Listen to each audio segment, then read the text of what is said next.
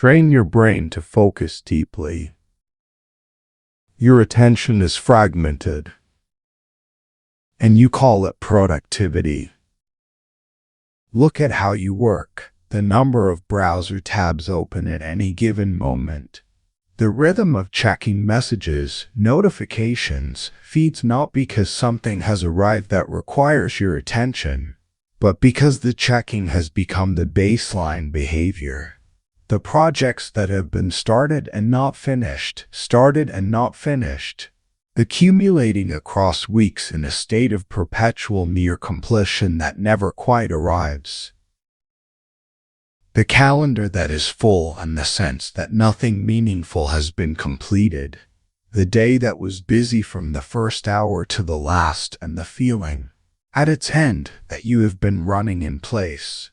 The growing list of things that need deep thought, that deserve sustained attention. Careful reasoning, real creative or analytical engagement that keep being deferred. Not because there is no time, but because the state of mind required to do them keeps not arriving. That state of mind is what this audiobook is about. The state is called focus, deep focus. The kind where the distractions have been shut out not by effort, but by absorption. Where the work pulls you rather than you pushing it. Where an hour passes and feels like 15 minutes. Where the output reflects something that your scattered, multi-tab, notification-managed self would not have been capable of producing. Depth is rare, and rarity creates value. This is not motivational language, it is an economic observation. In a world where shallow, fast, distracted work is the norm, where the person who cannot hold attention for more than a few minutes is the average rather than the exception, the person who can focus deeply for sustained periods is operating in a different category. They are producing work that the distracted majority cannot access. They are solving problems that the fragmented mind cannot reach. They are building understanding that requires the time and continuity that only deep attention provides. That person is who this audiobook builds. Not through motivation. Motivation is a feeling. It fades. What this audiobook builds is an architecture, the specific cognitive habits, environmental designs, identity-level commitments, and daily practices that make deep focus not an occasional achievement but a consistent capacity. 10 chapters, each one a layer of the architecture. The fragmented mind you arrived with will not be the mind you leave with. Begin. Introduction. The modern mind and the loss of depth. The human brain was not built for the information environment it currently inhabits. This is not a nostalgic claim about a better past, and it is not a complaint about technology. It is a structural observation about the mismatch between the cognitive architecture that evolution produced and the environment in which that architecture is now operating. The human attention system was built for environments characterized by relatively low information density, moderate stimulus variety, and frequent periods of low cognitive demand. It evolved with specific biases toward novelty, toward social information, toward stimuli that signal potential threat or reward. These biases served well in the environments that produced them. They are expensive in the environments that now host them. The modern information environment is characterized by continuous high-density stimulus, engineered novelty available on demand, social information flowing at a rate that vastly exceeds anything the attention system was calibrated for, and the constant background presence of devices whose fundamental design logic is the capture and fragmentation of attention. The result is a brain that is, on average, becoming less capable of the thing it was most uniquely suited to do. The capacity that distinguishes human cognition from other cognitive systems is not speed. Computers are faster. It is not memory storage. Hard drives hold more. It is not even pattern recognition, which machine learning has approached from unexpected directions. It is the capacity for sustained, integrated, generative thinking, the kind of deep cognitive engagement that combines existing knowledge in new configurations, that holds complex problems in working memory long enough to examine them from multiple angles, that builds understanding through the slow accumulation of carefully processed experience rather than the rapid consumption of pre-digested information. This capacity requires depth. It requires the ability to stay with one thing for long enough that the thinking actually develops, not just begins. And it is precisely this capacity that the modern information environment is systematically degrading. Attention is capital. This is the central economic claim of this introduction, and it deserves unpacking. Capital, in the economic sense, is the resource that generates other resources.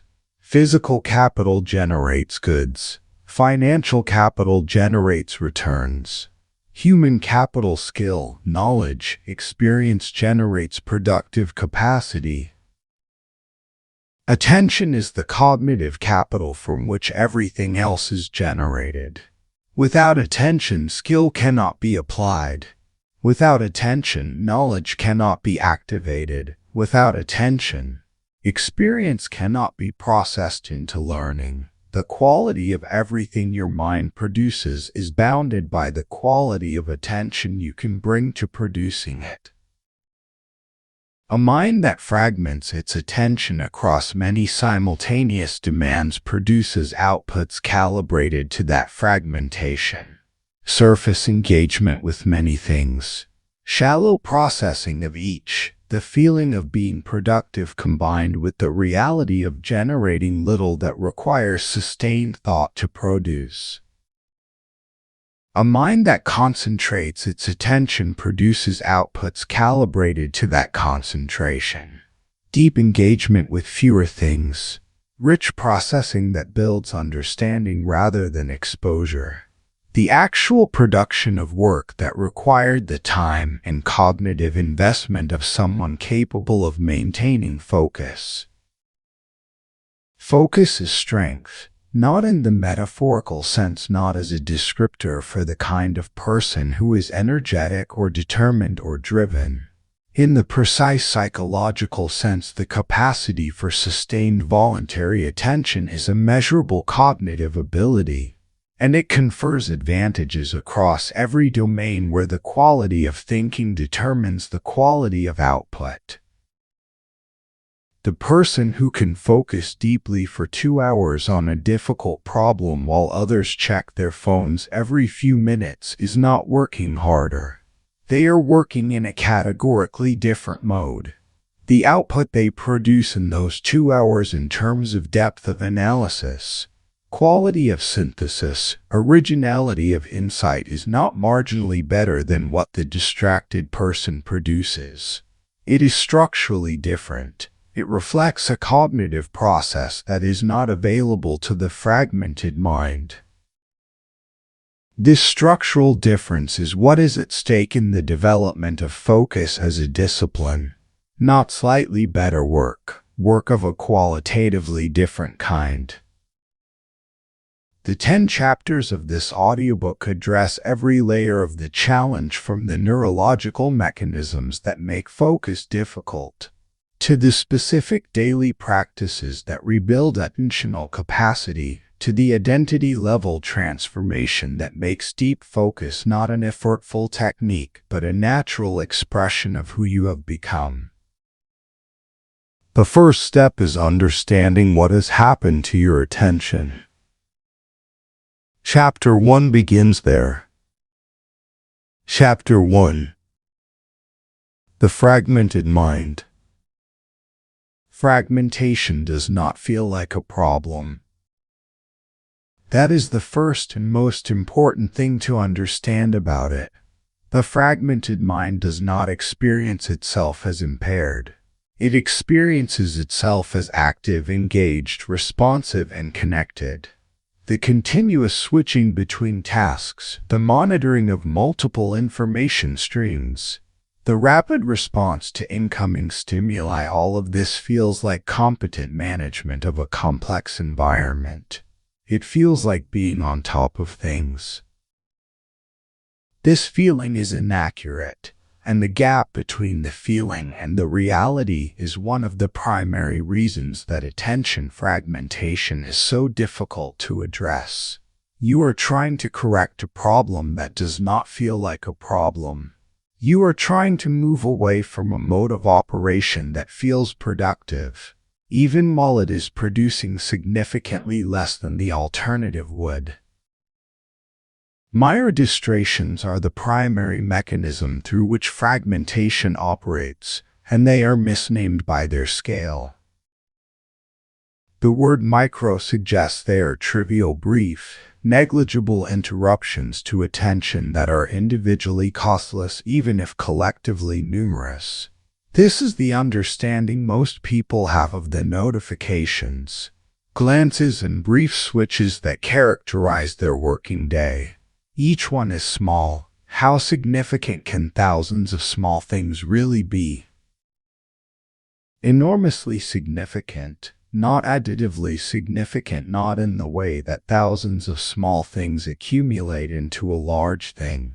Multiplicatively significant, because of what each interruption does to the cognitive state it interrupts. When you are engaged in demanding cognitive work, analysis, writing, complex reasoning, creative synthesis, your mind is building a structure. The structure exists in working memory, the active, temporary holding of multiple elements simultaneously, along with their relationships and the developing conclusions they support. This structure is not instantly assembled.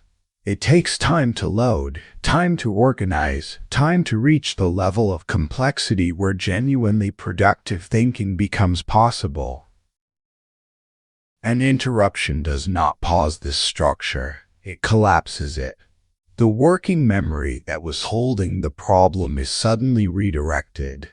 The elements that were in active relation to each other disperse.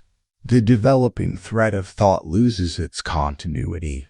And when you return 30 seconds later, 3 minutes later, after the brief distraction has ended, the structure must be rebuilt from scratch.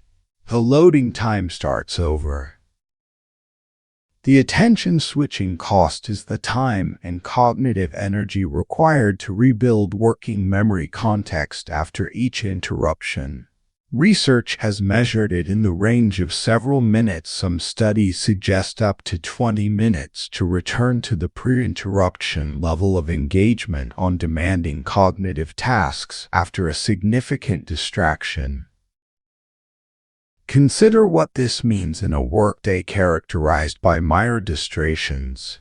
If the switching cost for a significant distraction is 15 minutes, and you experience 4 such distractions across a morning of supposedly focused work, you have spent an hour doing nothing except recoding context that the distractions destroyed. The hour of actual focused work that you experienced as your productive morning contained, at most, a fraction of the attention you believed you were giving it. And the distractions do not need to be large to trigger this cost. Research on attention switching has found that the mere presence of a potentially interrupting device, a phone within visual range, a messaging application running in the background of a computer, measurably impairs performance on demanding cognitive tasks, even when the device produces no actual interruption. The attention system is monitoring the possibility of interruption, and that monitoring consumes part of the resource that should be available for the primary task. The phone does not even need to ring. Its presence is enough. The illusion of multitasking is one of the most well-documented and most frequently ignored findings in cognitive psychology. The finding is consistent across decades of research. Human beings cannot perform two demanding cognitive tasks simultaneously. What we experience as multitasking is rapid sequential switching between tasks, the allocation of attention to task A, then task B, then task again, at a rate fast enough to create the subjective impression of simultaneous engagement. The impression is false, and the rapid switching produces exactly the costs described above. At high frequency, across the full period of the supposed multitasking, the person who is simultaneously engaged in a complex conversation while composing an email is doing neither thing well.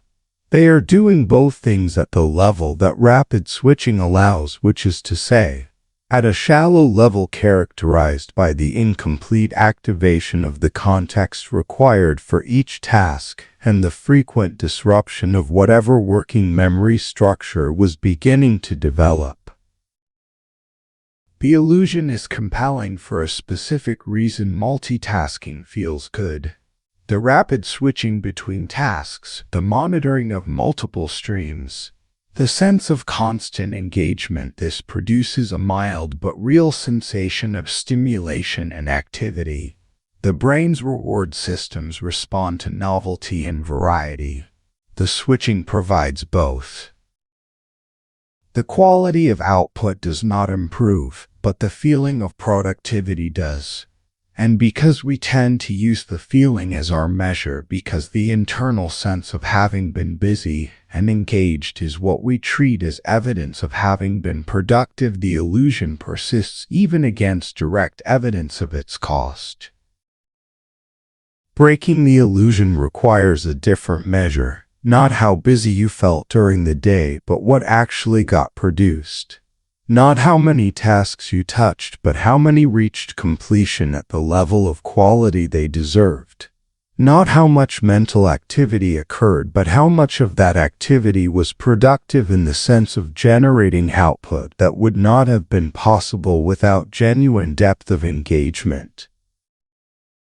This reorientation from the feeling of productivity to the evidence of it is the first identity shift this audiobook builds. The fragmented mind uses busyness as its measure. The focused mind uses depth. These are not compatible orientations. The fragmented mind's measure of success the full day. The many tasks touched, the constant engagement is precisely what the focused mind is working to reduce in favor of fewer, deeper, more consequential investments of attention. The transition from one orientation to the other requires, first, seeing the fragmentation clearly.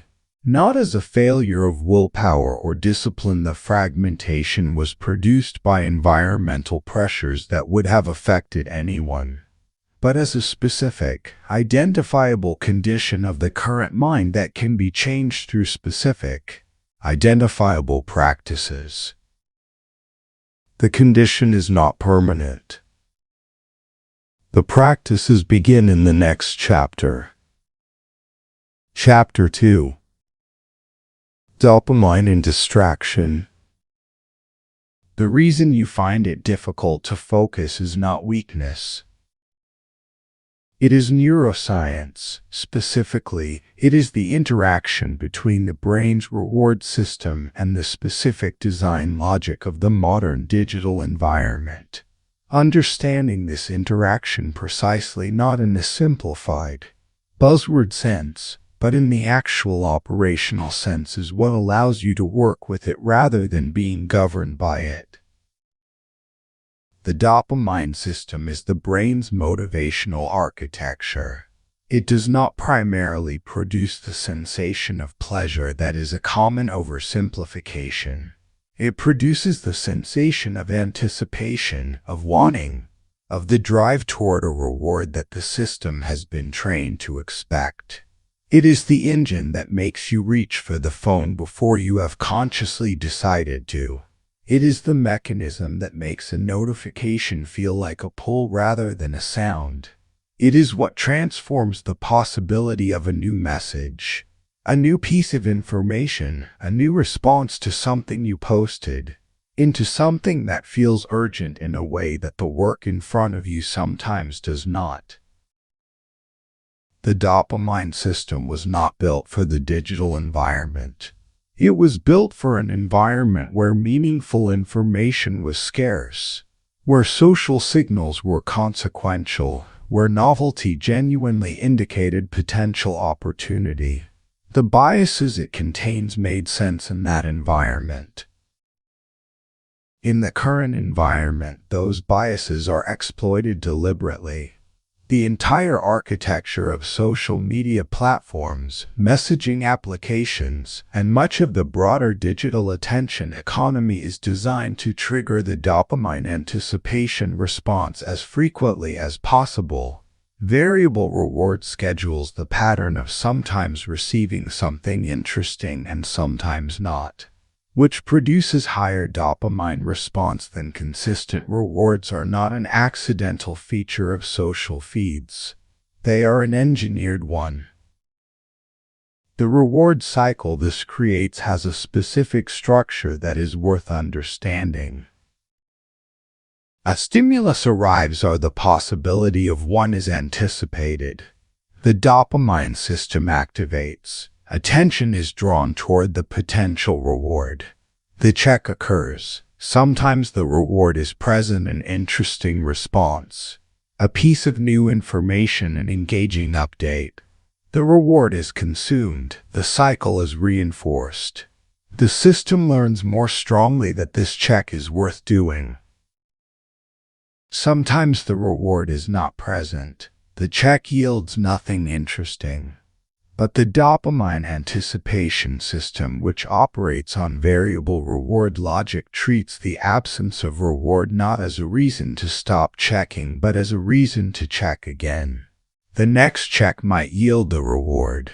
The uncertainty of the reward schedule is precisely what maintains the pull. Over thousands of repetitions of this cycle across months and years of habitual digital checking, the neural pathways supporting this behavior become strong. The checking is no longer a conscious decision. It is an automatic reach. The reflex precedes the thought. The hand is moving toward the phone before there is any awareness of having decided to check it. This is not moral failure. This is how strongly reinforced neural pathways operate. The behavior is automatic because the reinforcement has been sufficient to make it so. Instant stimulation is the specific reward profile that makes digital distraction so potent and deep focus so difficult. The digital environment provides stimulation on demand and at zero delay. Whatever kind of input the brain is looking for, novel information, social signal, entertainment, distraction from discomfort, is available immediately without requiring any investment of effort or time. The reward latency is essentially zero. Deep, meaningful cognitive work has a very different reward profile. The satisfaction of having solved a difficult problem, the clarity that emerges from sustained analytical engagement, the sense of having produced something genuinely good, these rewards are real, often intense and deeply fulfilling in ways that the small pleasures of digital distraction are not. But they are delayed. They arrive after sustained investment of attention, not before it. They cannot be accessed on demand. They require the tolerance of an uncomfortable period of unresolved engagement before the reward becomes available.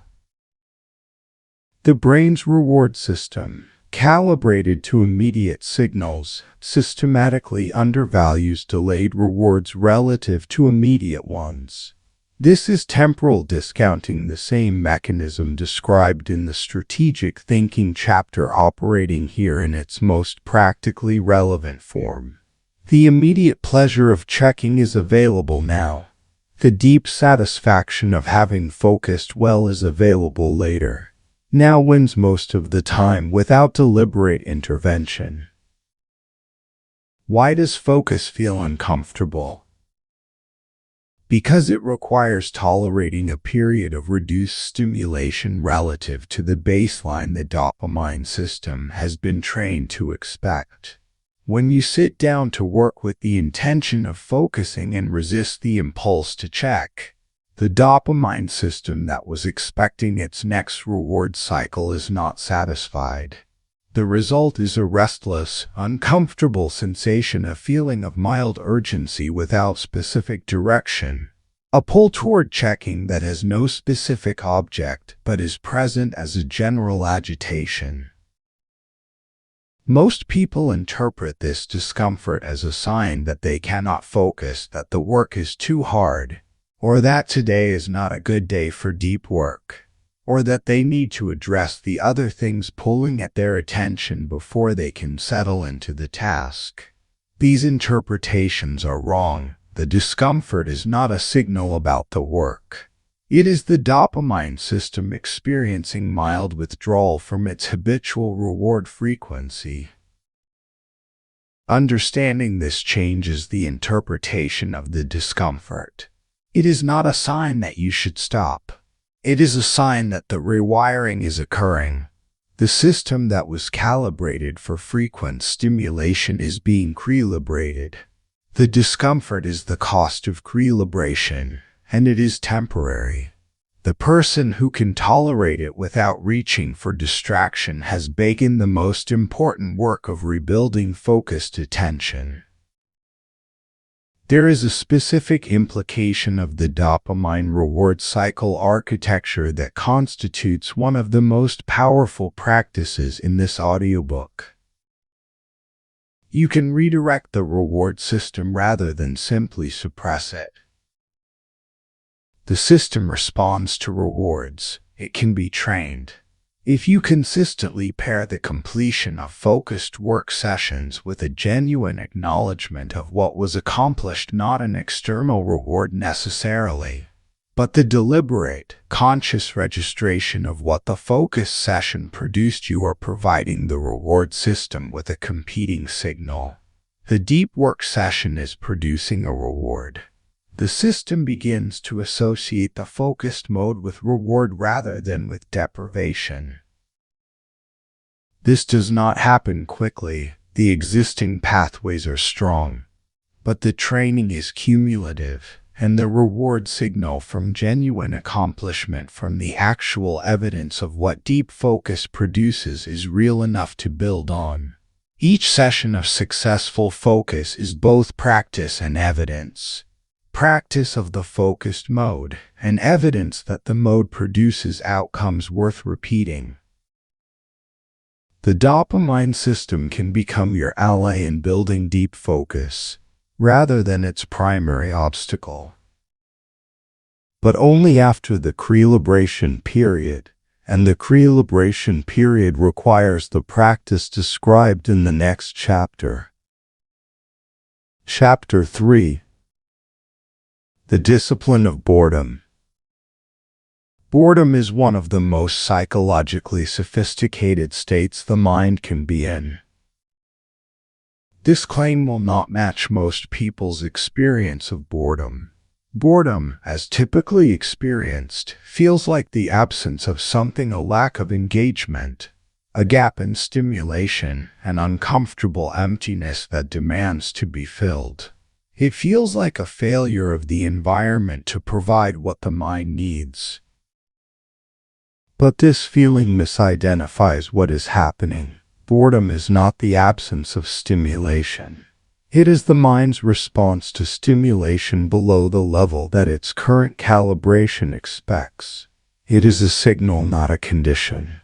And the signal is not that something is wrong with the environment. It is that the mind has been calibrated for a higher rate of stimulation than the current moment provides. For someone whose attention has been shaped by years of high-frequency digital stimulation, almost any experience of reduced stimulation will register as boredom. The quiet moment that previous generations experienced as restful is experienced as agitation. The period of work before the results start arriving, the early, undramatic phase of deep engagement, is experienced as insufficiently rewarding to maintain.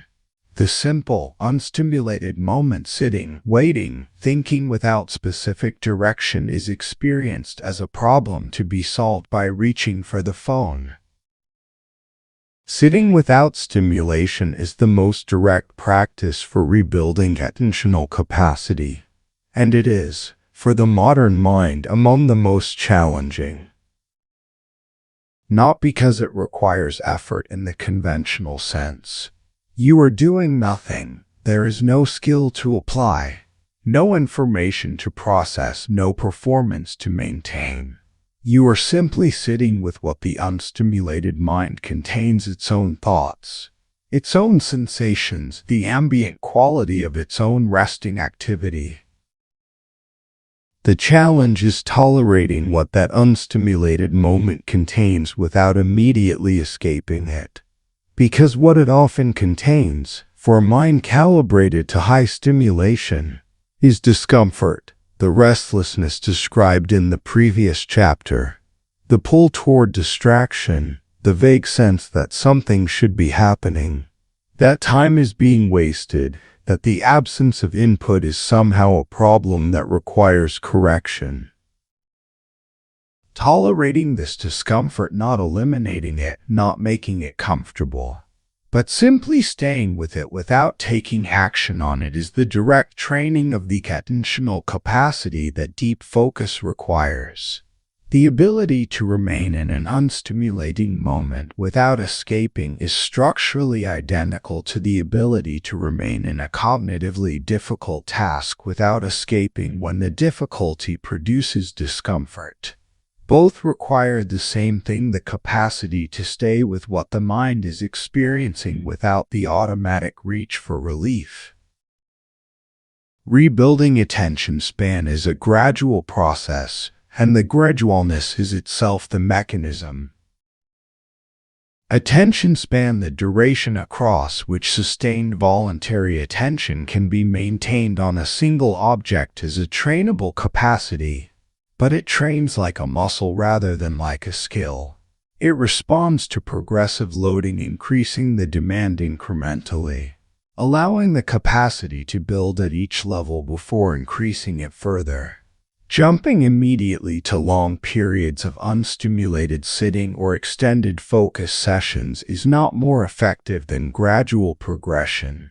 It is less effective, because it exceeds the current capacity and produces the kind of overwhelming discomfort that causes the practice to be abandoned.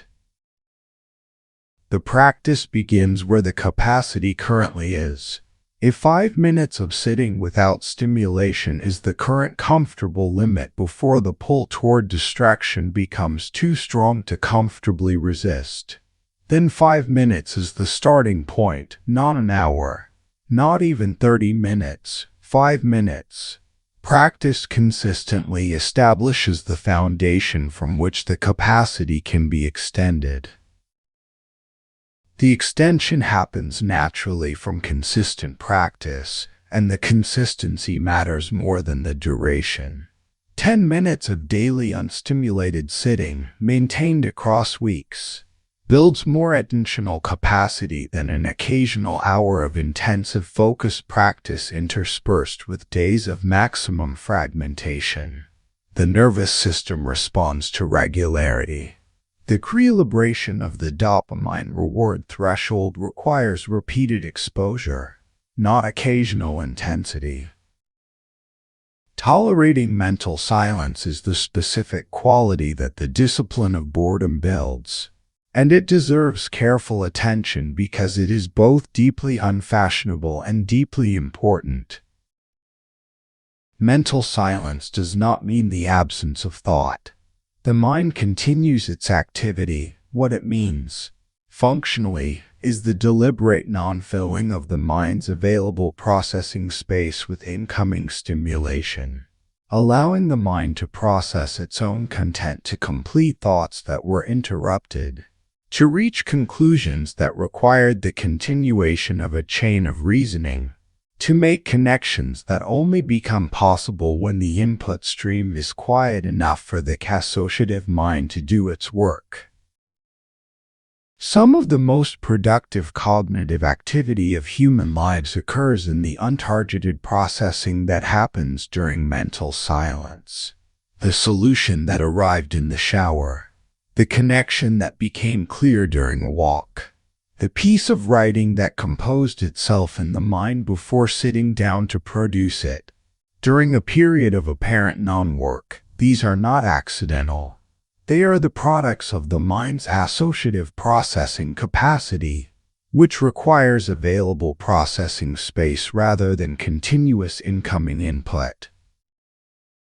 The modern habit of filling every available moment with consumption, the podcasts during exercise, the scrolling during transit, the background media during domestic tasks, has eliminated most of the mental silence that would otherwise support this processing. The mind that is never quiet is the mind that never completes its own thoughts. It accumulates inputs and processes none of them to depth. The discipline of boredom is, at its deepest, the reclamation of the quiet that the mind needs to do its own most important work. Protect some silence. Not all of it, but some. Daily, deliberately, without filling it. What comes from that silence will surprise you. Chapter 4. Deep work states. Deep work is not simply focused work, it is a specific cognitive state. Most people who try to focus are trying to not be distracted. They are applying resistance to the pull of fragmentation, putting the phone away, closing unnecessary tabs, telling themselves to concentrate. This resistance-based approach to focus is exhausting, inconsistent, and fragile. It depends on willpower at the moment of each impulse toward distraction. And as the earlier chapters have established, willpower is a finite resource that depletes exactly when it is most needed. The deep work state is different in kind. It is not a state of resistance. It is a state of absorption. The work is holding the attention rather than the attention being forced to hold the work. The external world recedes not because it has been forcibly excluded, but because something internal, the engagement, the developing problem, the living thread of the work, has become more compelling than the background noise. This state is accessible to everyone, but it requires conditions, and it requires entry practices, and it requires the gradual building of the capacity to reach and sustain it through the progressive loading described in the previous chapter. Single-task immersion is the operational definition of the deep work state. One task, complete attention. No background monitoring of other streams. No allocation of processing resources to other demands. Everything available directed at the single object of engagement. The objection that most people have to single-task immersion is the sense that they cannot afford it, that there are too many things that need attention, too many demands on their time and cognitive resources to allow the concentration of all of them on one thing. This objection is understandable, and it is wrong. It is wrong because it applies a multitasking logic to the question of how much single-tasking can be done. It assumes that distributing attention across many tasks simultaneously produces more total output than concentrating attention on each task in sequence. The assumption is false. The research is unambiguous on this. Serial single tasking produces more output of higher quality in less total time than parallel multitasking on the same set of tasks. The switching costs of multitasking are not offset by the efficiency gains of apparent simultaneity, because the efficiency gains are an illusion. The person who gives one task their full attention for 90 minutes and then moves to the next task with full attention gets more done than the person who gives all 4 tasks partial attention across the same 90 minutes. Not marginally more, substantially more. And the quality difference is even larger than the quantity difference. Time blocking is the structural practice that creates the conditions for single-task immersion at the scale of the day and week. It is the deliberate, advanced designation of specific periods for specific types of work periods that are protected from other demands, that are given over entirely to the single task they have been designated for, and that have a defined duration that is both long enough for genuine depth to develop and short enough to be sustained without unsustainable cognitive cost. The architecture of a time-blocked day looks substantially different from an unstructured one.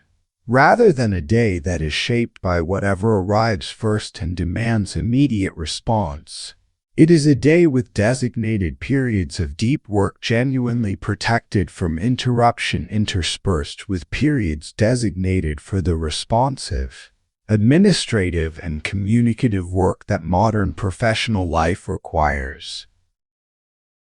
The deep work periods are not longer than necessary. Sustained deep focus has a natural duration beyond which the quality of attention begins to degrade, typically in the range of 60 to 90 minutes for demanding cognitive work.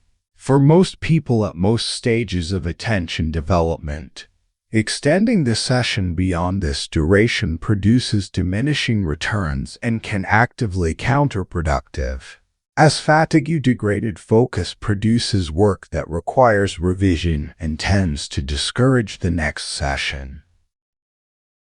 The productive architecture is several 90-minute deep work sessions per day, the exact number depending on the nature of the work, the current level of attentional capacity, and the other demands of the role, with genuine recovery between them. This architecture produces more high-quality output than a full day of undifferentiated work precisely because it aligns the most demanding cognitive demands with the highest quality attentional resource.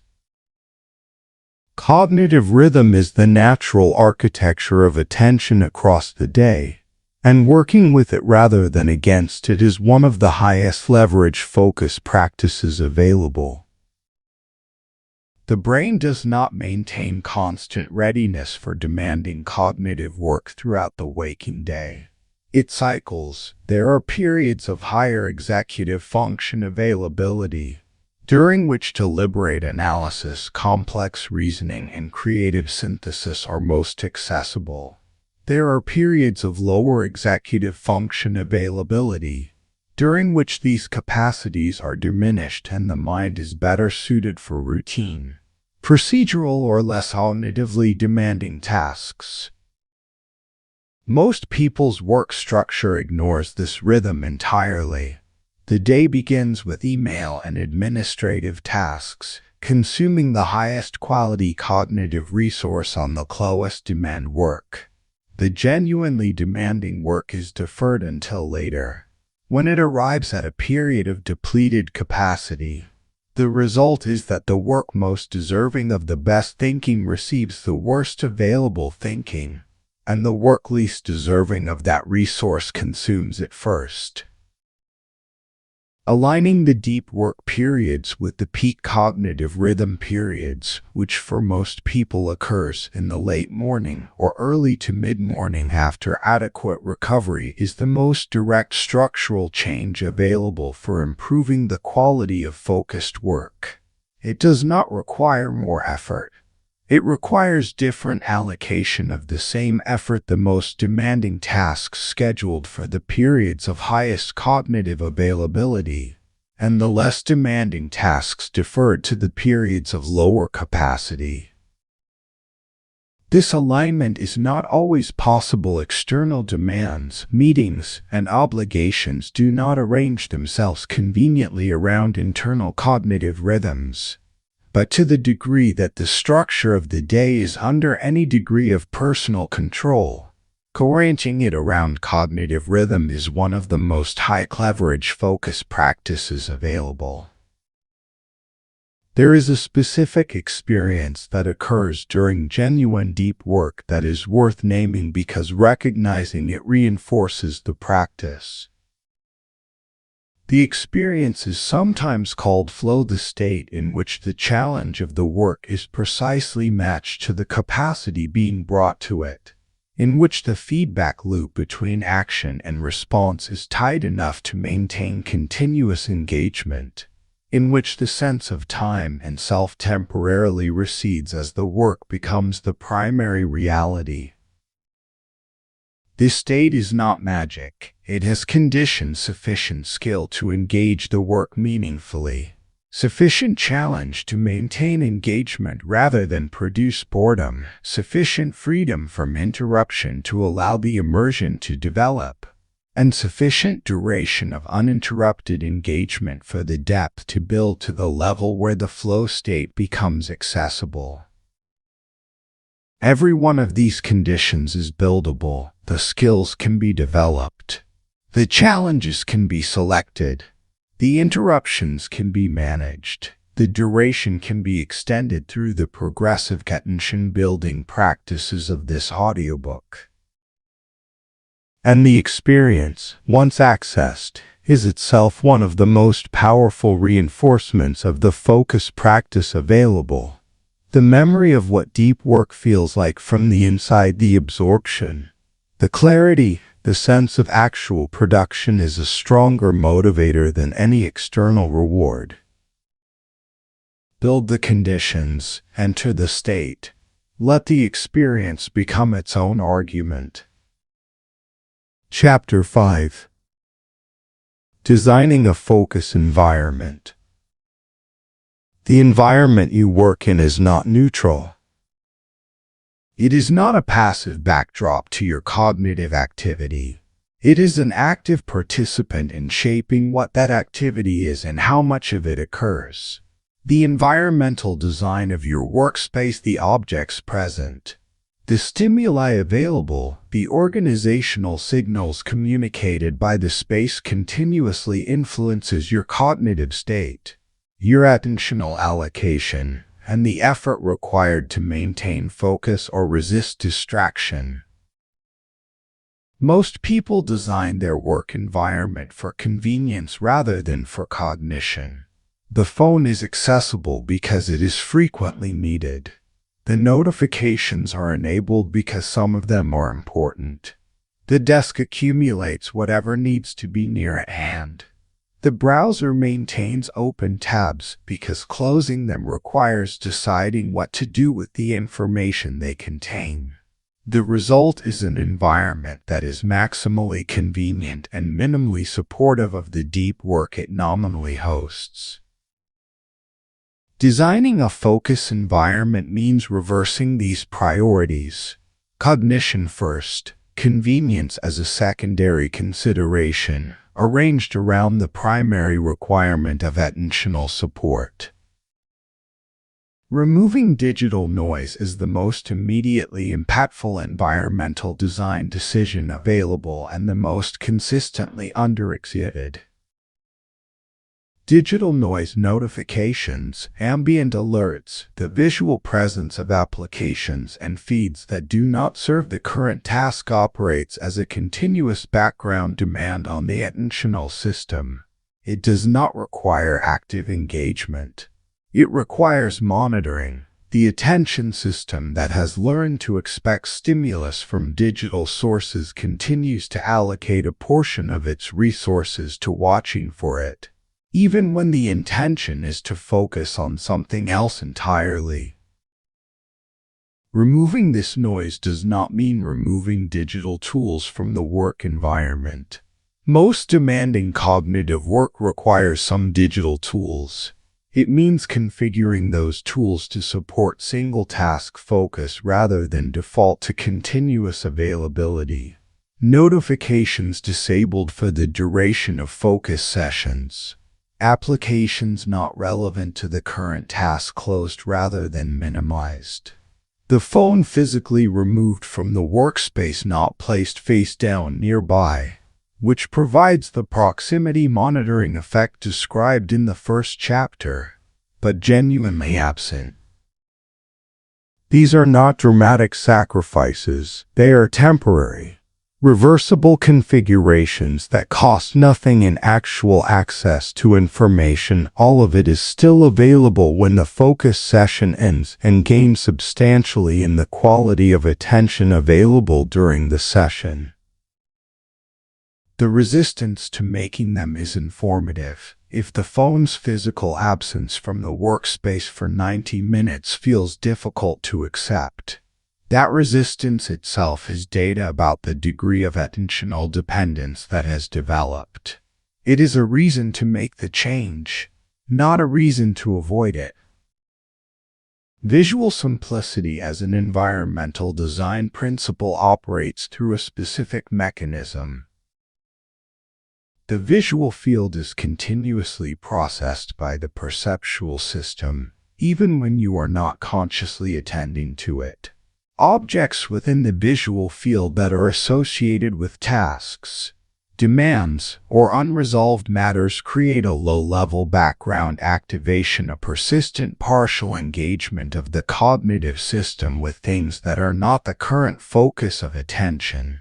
This activation is not consciously experienced as distraction.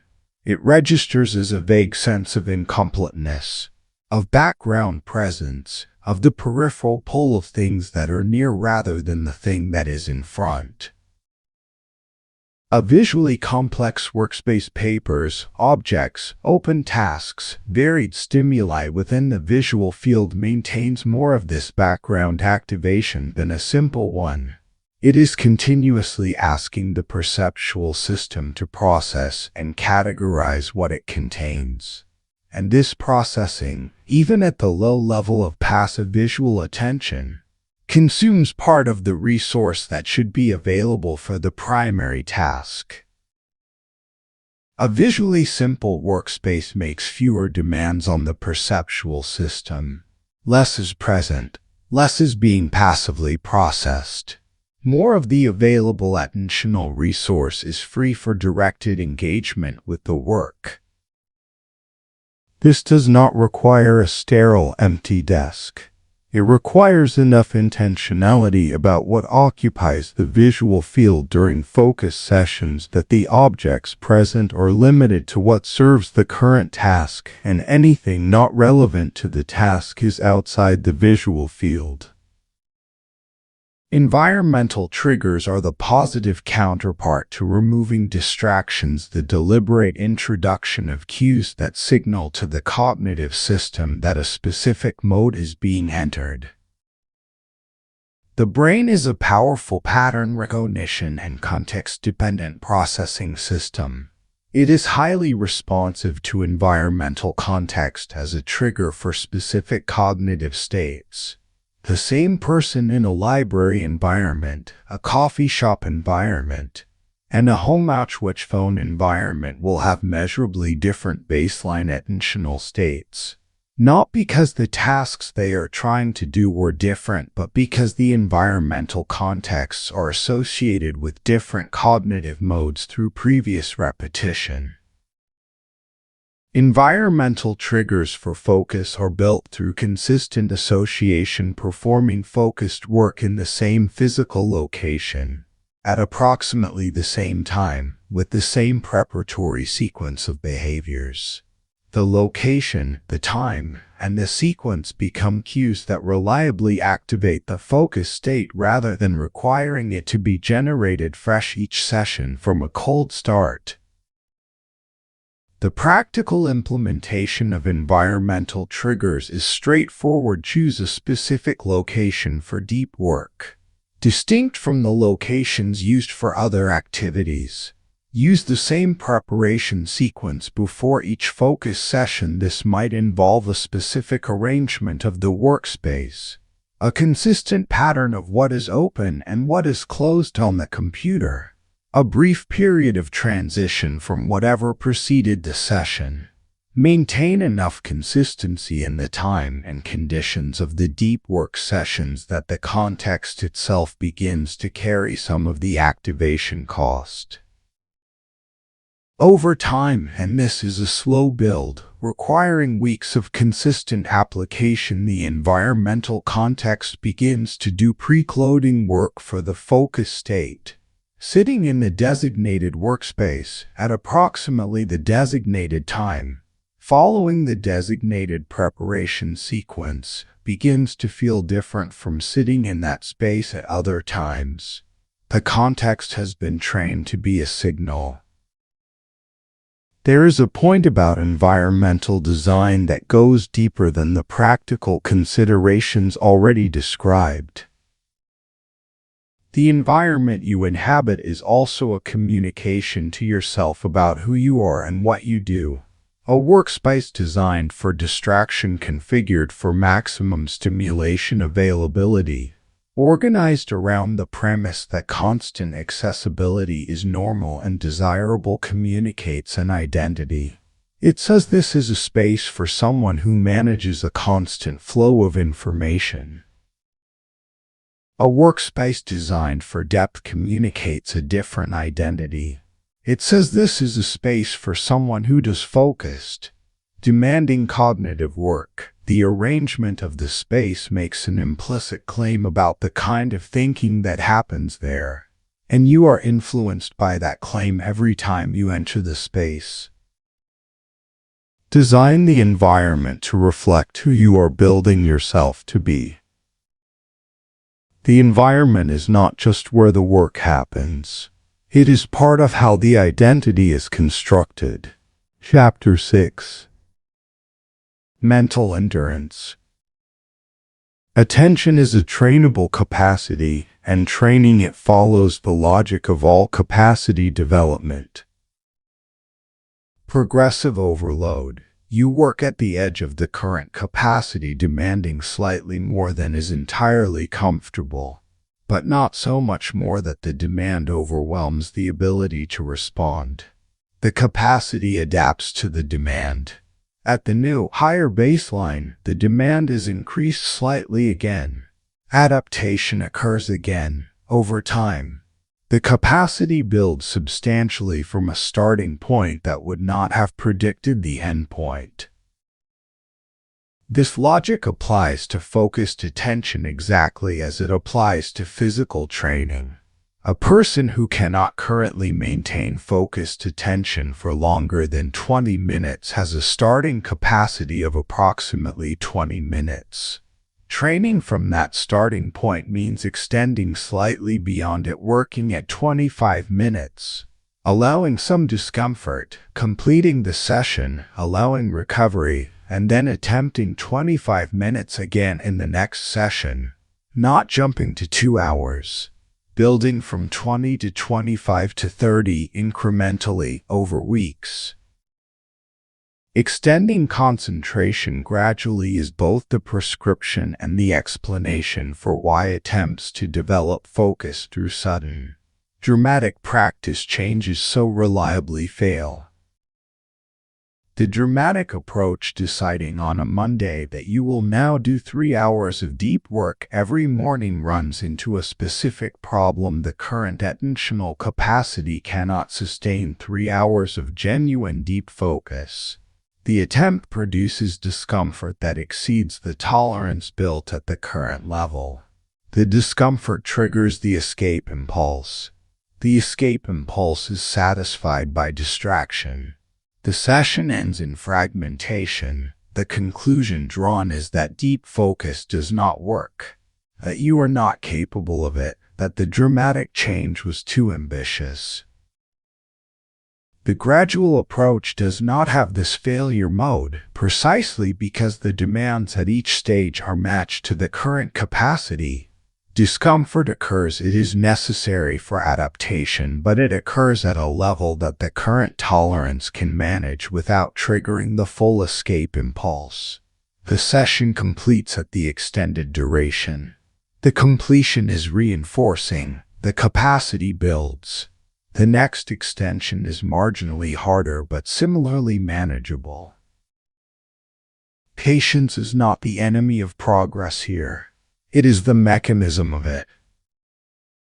Focus intervals are the structural implementation of progressive loading for attentional development. The concept is simple: defined periods of focused engagement with defined periods of genuine rest between them. The focus period is an uninterrupted single-task session at the current comfortable maximum duration. The rest period is a genuine cognitive break, not continued work at lower intensity, not passive digital consumption that maintains a level of stimulation, but an actual reduction in cognitive demand that allows partial recovery before the next focus session. The ratio of focus to rest should reflect the current level of attentional capacity development. In early stages, shorter focus intervals with longer rest periods, perhaps 25 minutes of focus followed by 10 to 15 minutes of genuine rest, are both more sustainable and more progressive than longer sessions with inadequate recovery. As capacity builds, the focus intervals can be extended while the rest periods maintain their function as genuine cognitive recovery. The quality of the rest period matters as much as the length of the focus period. Rest that maintains a stimulation level comparable to the focus session does not allow the recovery that makes the next session possible. It is the reduction in cognitive demand during the rest period, not just the cessation of the specific task, that constitutes the recovery the system needs. Measuring improvement in focused attention is a practice worth establishing for reasons that go beyond simple tracking. The brain's reward system, described in the second chapter, responds to evidence of progress. In physical training, progress is visible. The weights are heavier. The times are faster. The capacity is demonstrably greater than it was. This visibility provides reward system reinforcement for the behavior that produced the progress. In attentional development, progress is less automatically visible. The experience from the inside does not always accurately reflect the actual improvement occurring. There are days when focus feels excellent and sessions are productive, and days when focus feels degraded and sessions are difficult, and the variability can obscure the underlying trend of improvement. Deliberate tracking of focus session duration and quality, even in the simplest form. A brief note after each session of how long it ran and how the quality felt makes the trend visible. Over weeks, the average duration increases. The frequency of sessions that feel fully absorbed increases. The recovery time between sessions decreases. These are real improvements, and seeing them provides the reward system signal that reinforces continued practice. There is a specific metric worth tracking that is more informative than total duration: the number of impulses toward distraction that occurred during the session and were successfully resisted. This metric matters because it tracks what is actually being trained: the capacity to stay with the work when the pull toward escape is present. A session in which many impulses occurred and were resisted is a high training session, even if the subjective quality felt difficult. A session in which few impulses occurred may reflect genuine absorption or may reflect that the task was not sufficiently demanding to activate the distraction pool. Resistance events are training events. Each one, successfully navigated, is a small but real increment in the capacity being built. Noticing them, counting them, and recognizing their training value changes their subjective character from interruptions to the focus session into evidence that the session is doing the work it is intended to do. Mental endurance, built through consistent progressive practice, changes the experience of demanding cognitive work in a fundamental way. Work that was previously exhausting becomes sustainable. Not easy, the demands remain real, but the duration across which the quality of engagement can be maintained increases. The discomfort of the early stages of a focus session, the restlessness, the pull toward distraction, the feeling that the work has not yet engaged becomes more familiar and more manageable, because you have traversed it enough times to know what lies on the other side. The other side is where the work happens. The real work, the deep work, the work that requires extended engagement to produce. Getting there consistently, reliably, from a starting point of choice rather than waiting for the rare condition of perfect external circumstances, that is what mental endurance provides. Chapter 7. Emotional resistance to focus. Not all resistance to focus is dopamine-driven distraction-seeking. Some of it is something older and more personal.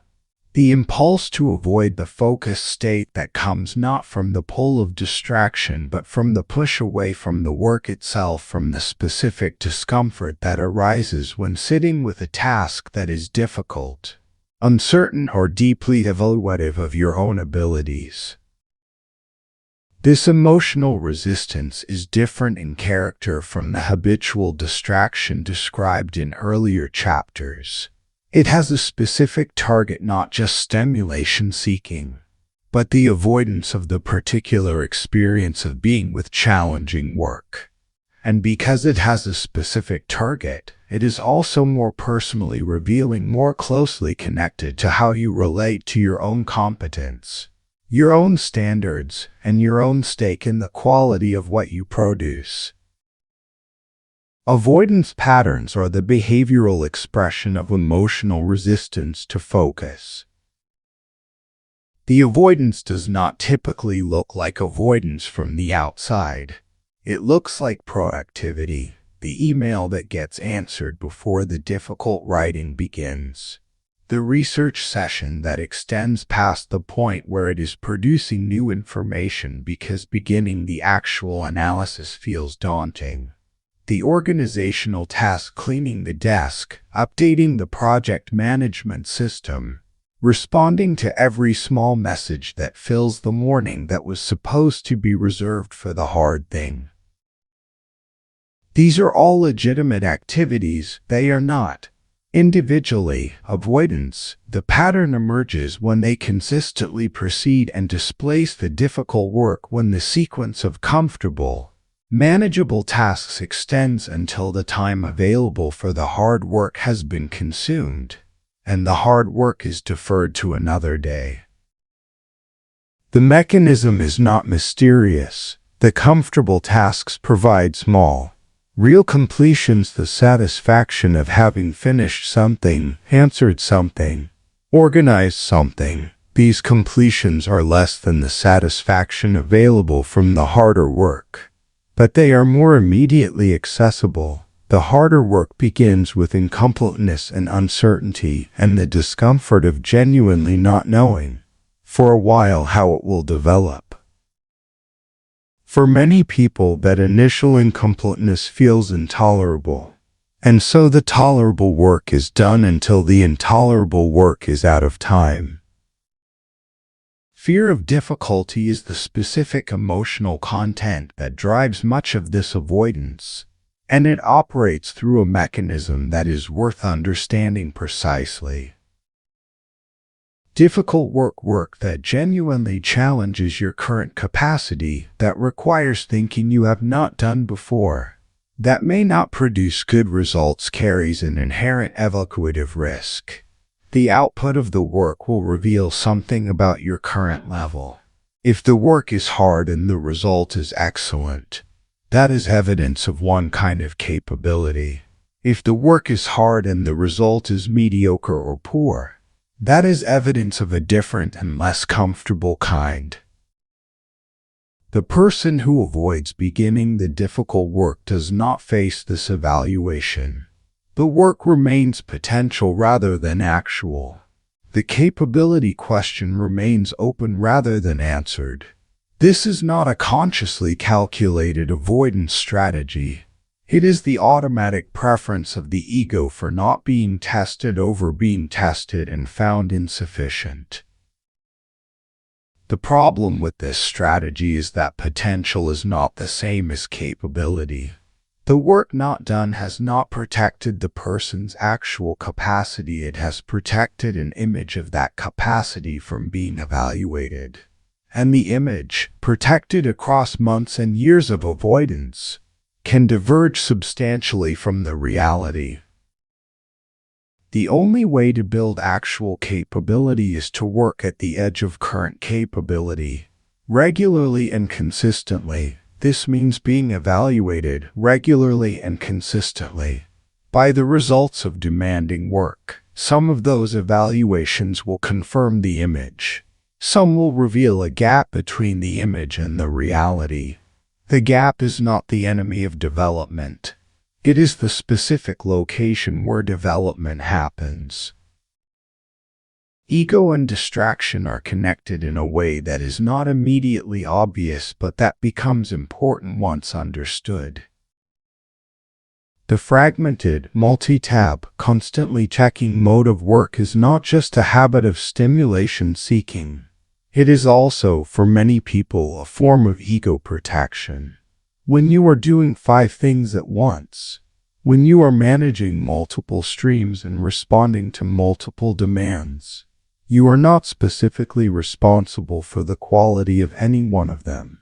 The fragmentation itself becomes an explanation. Of course, the writing is not as good as it could be. You had 30 other things to attend to. The depth was not available, not because the capacity was not there, but because the conditions were not right. This explanation is, to a degree, accurate. The conditions of maximum fragmentation do not support deep work.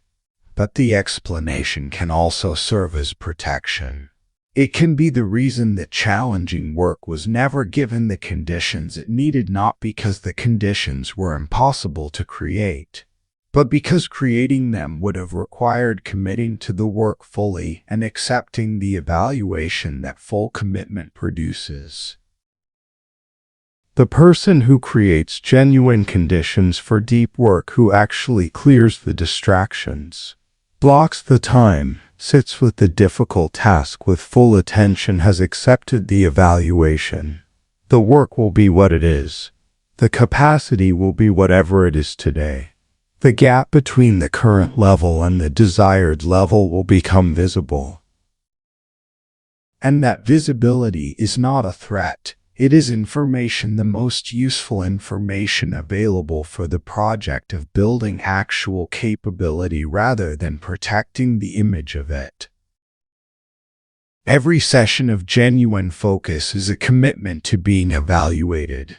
And every evaluation, honestly faced, is a step in the actual development that the imagined version was protecting you from.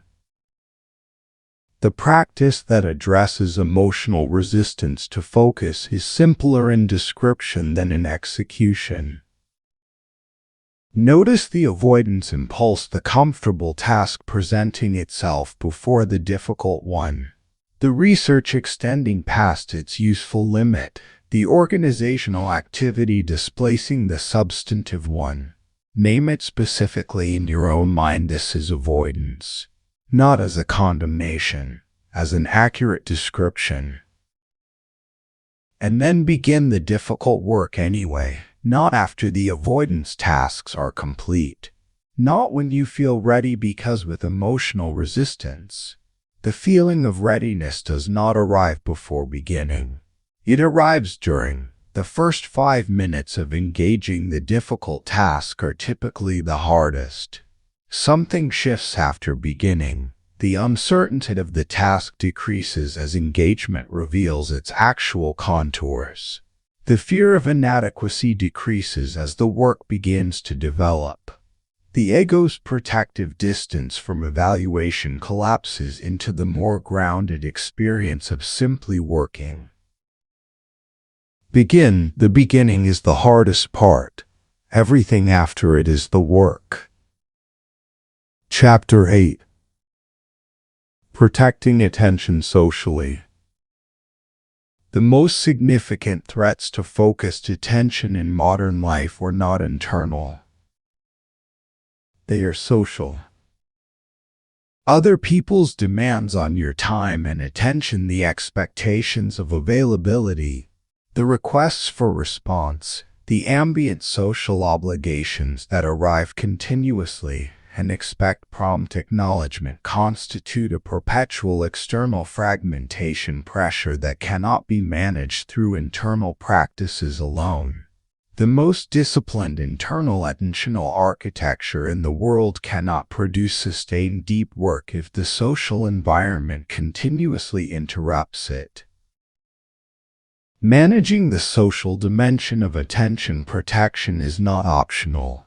It is a necessary component of the focus architecture, and it requires specific practices that are distinct from the self-directed practices of the earlier chapters.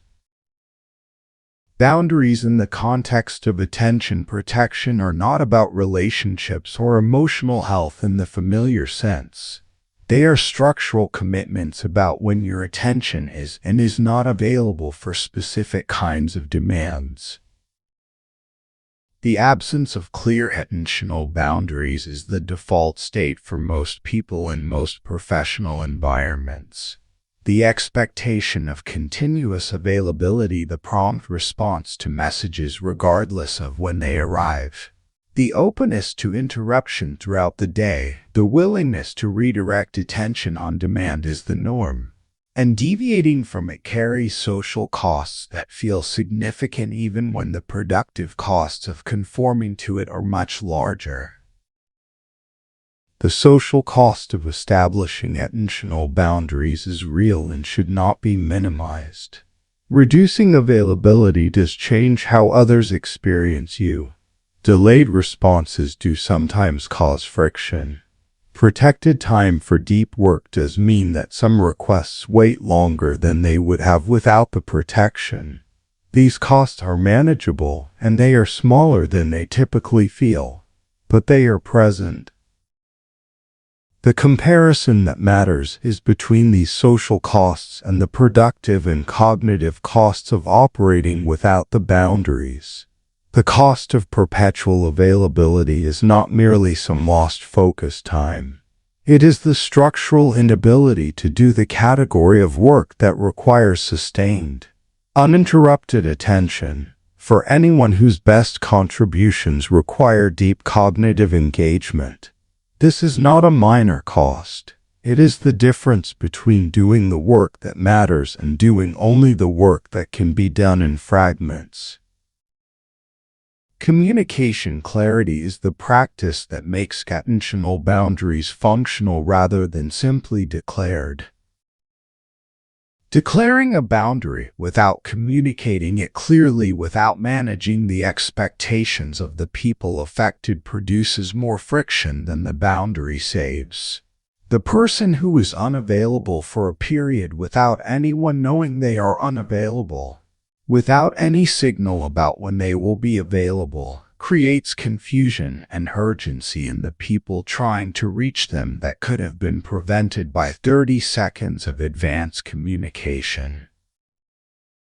Clear communication about attention means people who regularly need access to your time and attention know when you are and are not available, when responses can be expected, and what the process is for genuinely urgent matters that require immediate response even during protected time. This communication does not require extensive explanation or justification. It requires clarity, the specific period of deep work, the expected response time, the channel or process for genuine urgency. People adapt easily to clear expectations.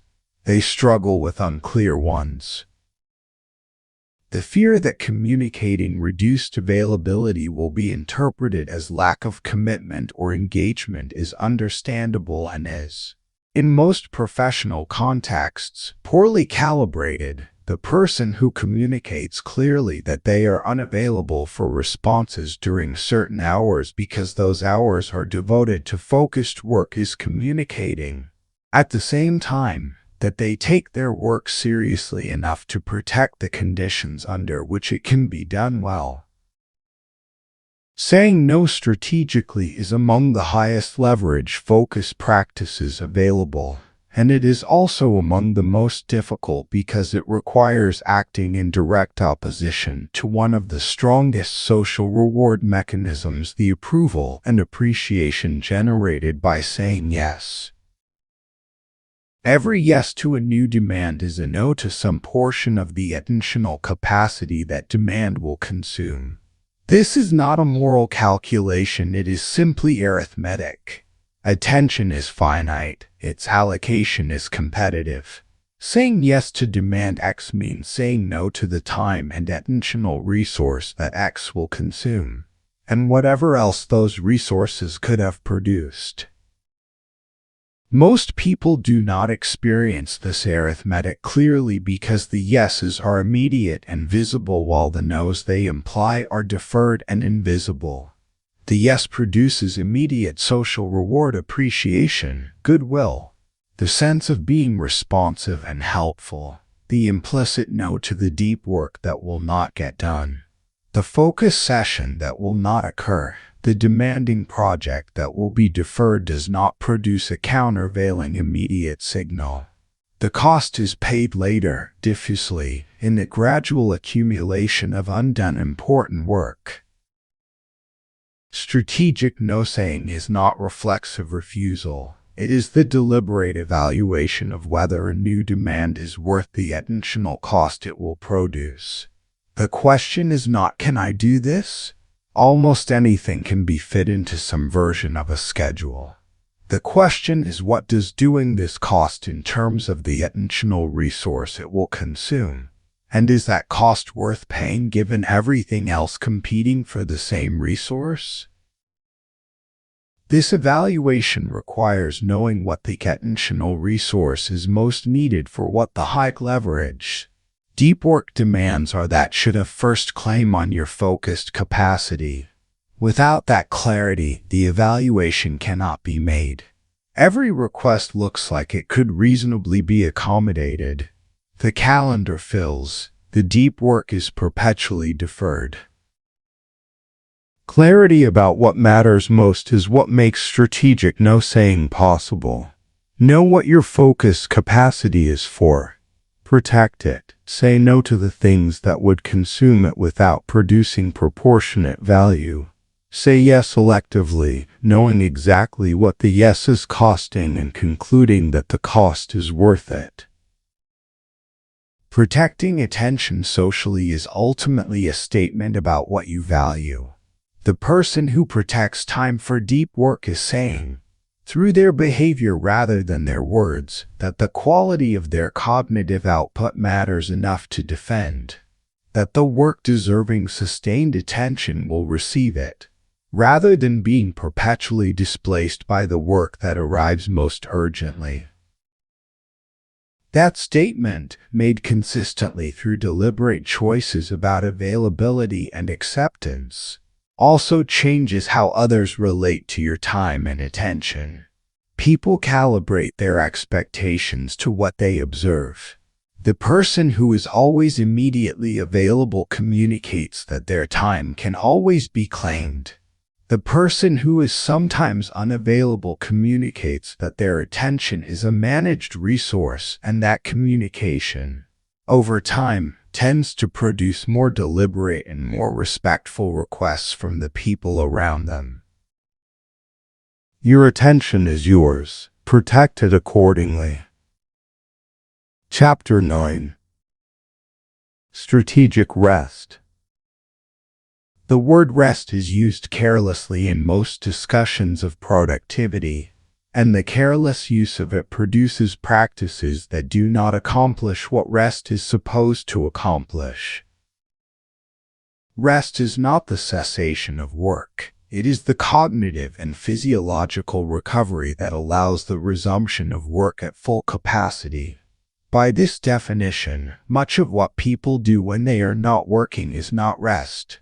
It is continued cognitive engagement at a different level of demand, stimulating, responsive, consuming of attentional resource without the specific conditions that allow genuine recovery to occur. The distinction matters because the development of deep focus capacity depends on recovery as much as it depends on practice. A cognitive system that is never allowed to genuinely recover does not build capacity through practice. It simply depletes. The progressive loading that builds attentional endurance requires both the load and the recovery between loads. Without the recovery, the load produces only fatigue. True cognitive recovery has specific characteristics. It involves the reduction of deliberate cognitive processing to a level below what the brain maintains during focused work. This reduction allows the default mode network, the neural system active during undirected mental activity, to engage in the consolidation, integration, and associative processing that constitutes the brain's own maintenance and development work. The insights that arrive during genuine rest are not accidents. They are the product of background processing that only the reduced demand state makes possible. Activities that support this state include physical movement that is not mentally demanding, exposure to natural environments, genuinely unstructured time without specific cognitive goals, and social interaction that is low stakes and not professionally evaluative.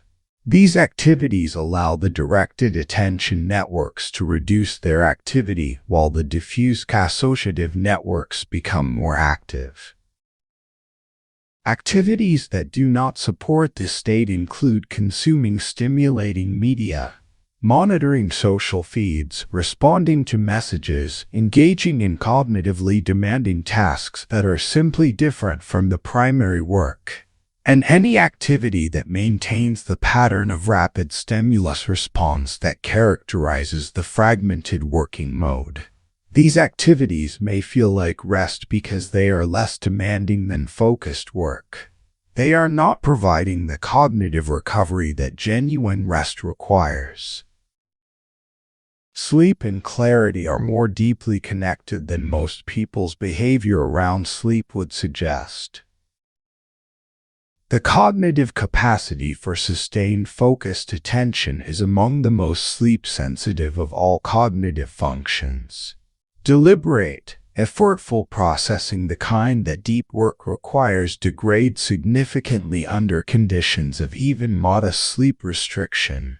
The person operating on 6 hours of sleep when 7 or 8 is their optimal requirement is not performing at full capacity. They may not feel significantly impaired. The subjective experience of mild sleep restriction does not always accurately reflect its cognitive cost, but the objective quality of their focused work is measurably degraded. This degradation compounds across days of insufficient sleep in ways that are not linear. Cognitive debt accumulates. The impairment becomes more significant with each additional night of restriction. And unlike other forms of fatigue, sleep debt is not corrected by one night of adequate sleep after many nights of restriction. The recovery requires multiple nights of adequate sleep to restore full function. The implication for focus development is straightforward. Sleep is not a luxury to be traded against productive hours. It is the primary maintenance requirement for the cognitive system that focus depends on. Protecting sleep is protecting the capacity for deep work. Every hour of sleep sacrificed for an additional hour of work produces a net loss in cognitive output over time.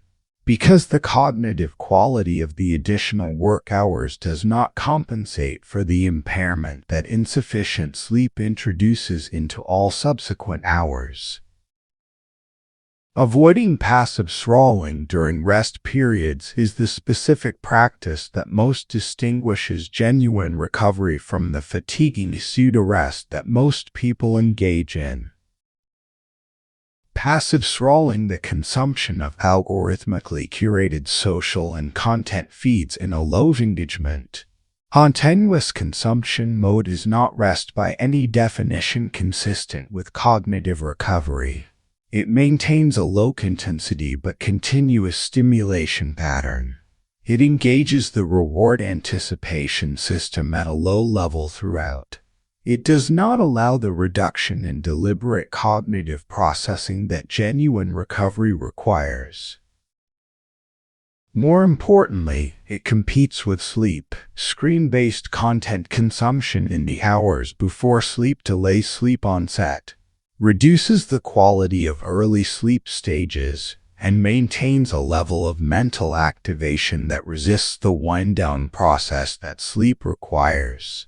The person who uses their evening for passive screen consumption and then finds it difficult to fall asleep or to sleep deeply is experiencing the direct consequence of rest that was not restful. Replacing passive scrolling with activities that provide genuine cognitive recovery is not a sacrifice of enjoyment. Many of the activities that provide the best recovery are also genuinely pleasurable: physical activity, time in natural environments, meaningful conversation, creative engagement that is low stakes and personally chosen, reading that is engaged rather than passive.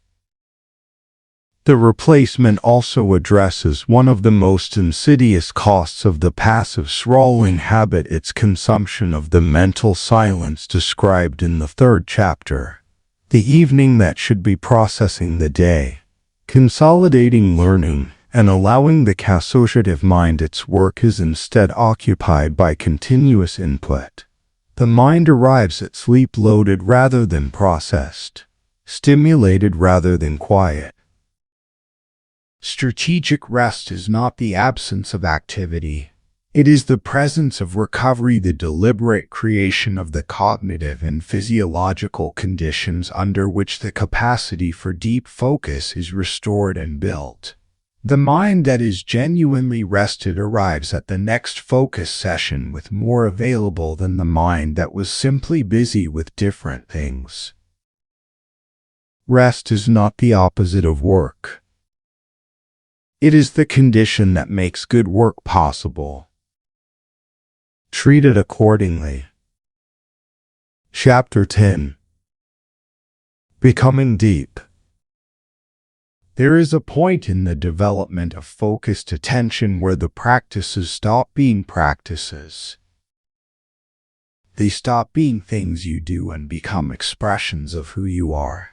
The morning deep work session is no longer an effort to focus, it is simply how the morning goes. The phone's absence from the workspace is no longer a rule you enforce against an impulse, it is the natural arrangement of a space configured for the kind of thinking you do. The boredom you once fled is now experienced as something different, a familiar, even comfortable quality of the mind at rest, preparing for engagement. This transition from practiced behavior to expressed identity is the destination of this audiobook.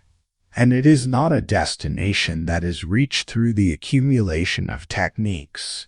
Techniques can be deployed without changing who you are. They can be applied and then abandoned when conditions make them difficult. They do not survive reliably under the full range of conditions that daily life produces. Identity does. The identity shift that constitutes becoming deep is a shift from being someone who tries to focus to being someone who is characterized by focus. This shift happens gradually and through evidence. The evidence is behavioral, the accumulation of actual instances of having focused well, having chosen depth over surface, having protected attention when distraction was available, having completed the demanding work rather than perpetually deferring it. Each instance is small. The accumulation, over weeks and months of consistent practice, builds a body of evidence about who you are. Identity claims to be stable need to be grounded in evidence. The claim "I am someone who does deep work" is not a belief you adopt through affirmation. It is a conclusion you reach through observation of your own consistent behavior. When the behavior is consistent enough, the conclusion becomes as settled as any other fact about yourself. And settled identity conclusions govern future behavior in a way that techniques and rules do not. You do not need to enforce a rule against checking your phone because you are not a phone checker. You are not managing an impulse you are identified with. You are declining a behavior that is inconsistent with who you are. The difference in the quality and durability of the resulting behavior is significant. Living in fewer tabs is the metaphorical expression of the practical identity shift, and it is worth taking literally as well. The number of simultaneous open contexts in your life projects, commitments, information streams, relationships being managed, demands being tracked determines the baseline cognitive load under which all other activity occurs. Every open context is a partially allocated piece of cognitive resource. It is the browser tab that is not in active use but is maintaining a state in the background, consuming a small but real portion of working memory. The person who has become deep has not just learned to focus within their current level of context. They have typically also reduced the number of contexts competing for their attention, not because they are less engaged with life, but because they have recognized that the quality of engagement with fewer things is qualitatively superior to the surface-level maintenance of many things simultaneously. This reduction is an ongoing process rather than a one-time decision. It involves regular examination of what currently occupies cognitive real estate and whether that occupation is worth its cost.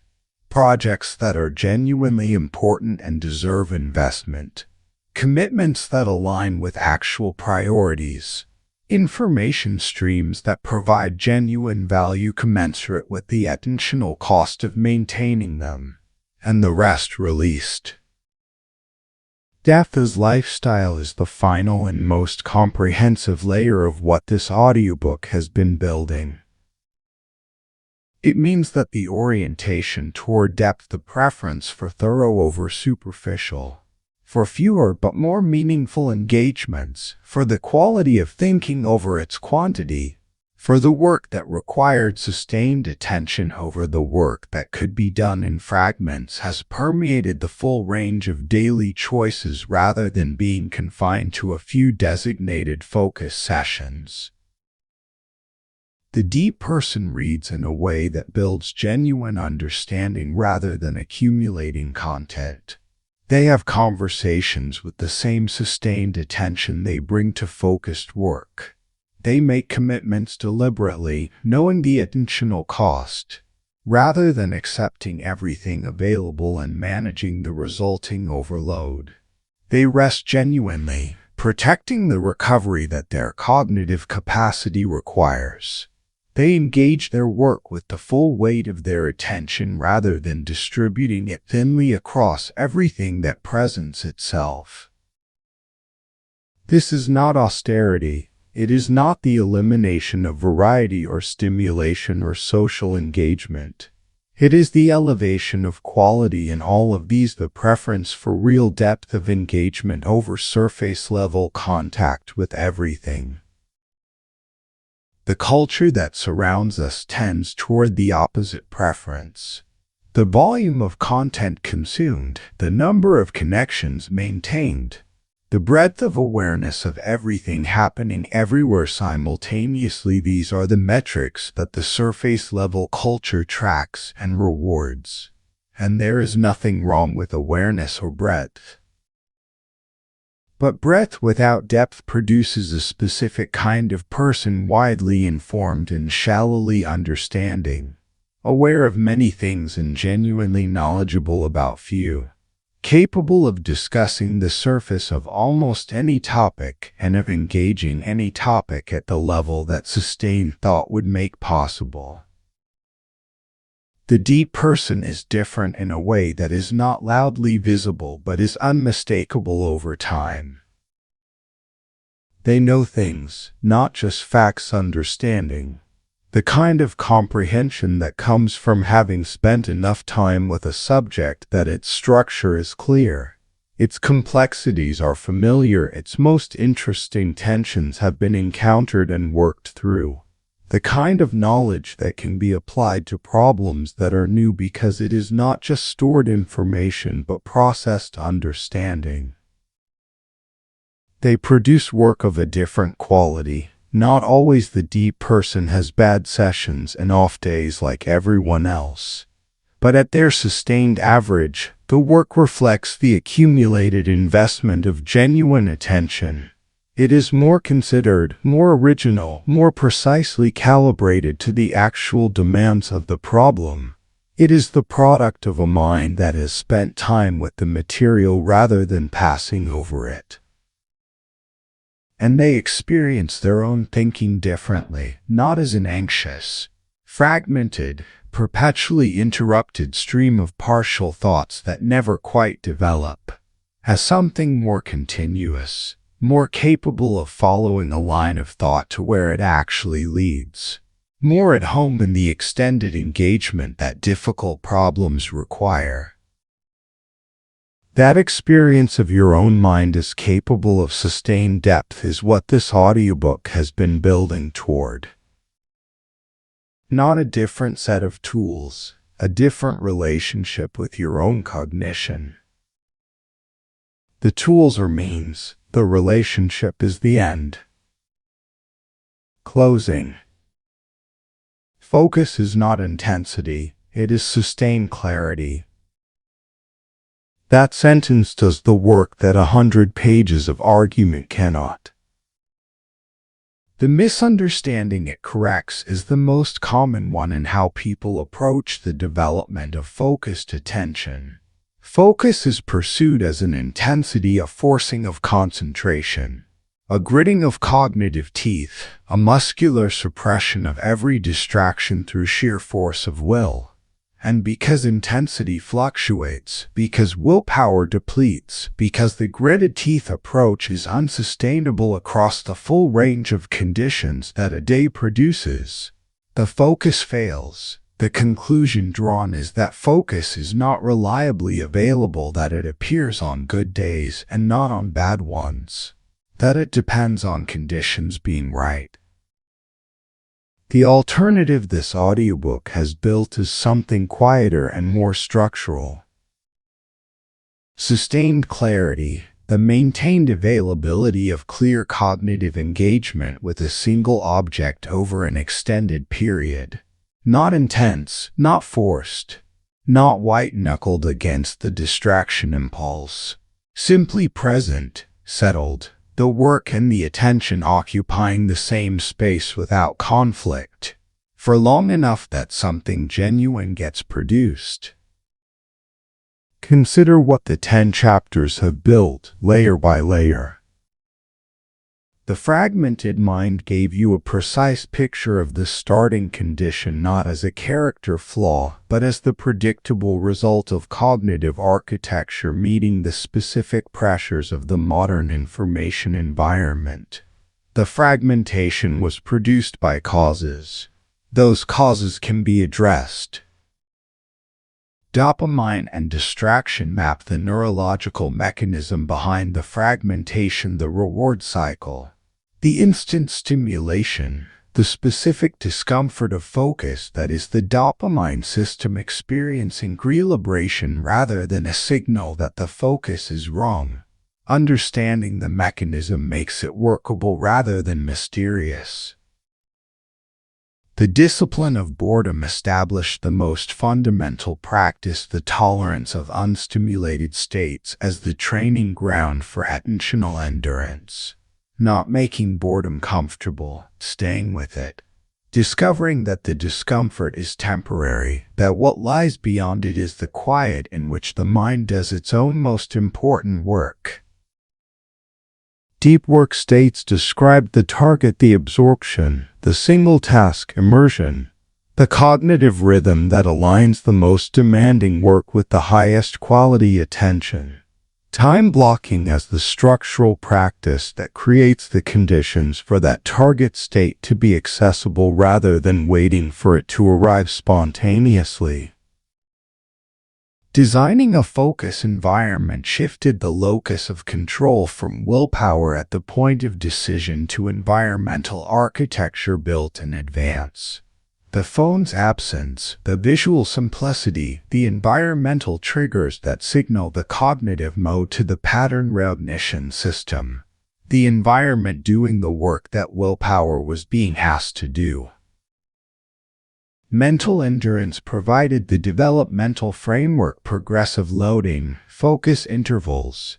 The tracking of improvement as reinforcement for the practice. Patience as the mechanism of progress, not the obstacle to it.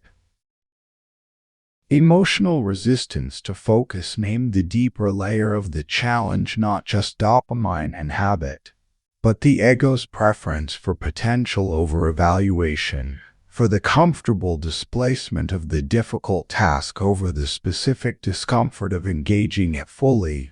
The practice of beginning despite the resistance, and the discovery that beginning dissolves the resistance that prevented it. Protecting attention socially extended the architecture to the social dimension, the boundaries, the communication clarity, the strategic no-saying that protects the attentional resource from the continuous social pressure toward availability. The understanding that protection is not selfishness but the precondition for quality. Strategic rest established the recovery logic, the specific conditions under which genuine cognitive recovery occurs. The sleep requirement as a non-negotiable performance condition. The replacement of passive stimulation with the genuine rest that allows the next session to be approached with full capacity rather than accumulated fatigue. And becoming deep pointed to the destination, not a person who applies focus techniques, but a person characterized by focus. The identity built from accumulated evidence. The fewer, deeper engagements that constitute a life organized around quality rather than volume. The mind that experiences its own sustained engagement as natural rather than effortful. Together, these layers constitute an architecture, not a technique. An architecture, a structural redesign of how you relate to your own attention, your own cognitive capacity, and the work that requires the best of both. There is something worth saying about where you are right now, at the end of this audiobook. You have not yet built what these chapters describe. Reading or listening to a description of an architecture is not the same as building it. The practices described here require weeks of consistent application before they begin to produce the cumulative effects that this audiobook has characterized. The identity described in the final chapter is not claimed by having listened to a description of it. It is earned through the behavior that constitutes it. But something has changed. The understanding has changed.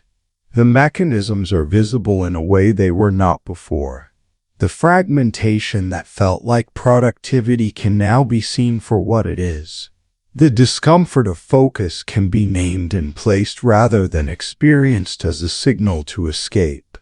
The practices have been described precisely enough that they can be begun today, with the starting point that is available today, rather than waiting for a different set of conditions that will not arrive on their own.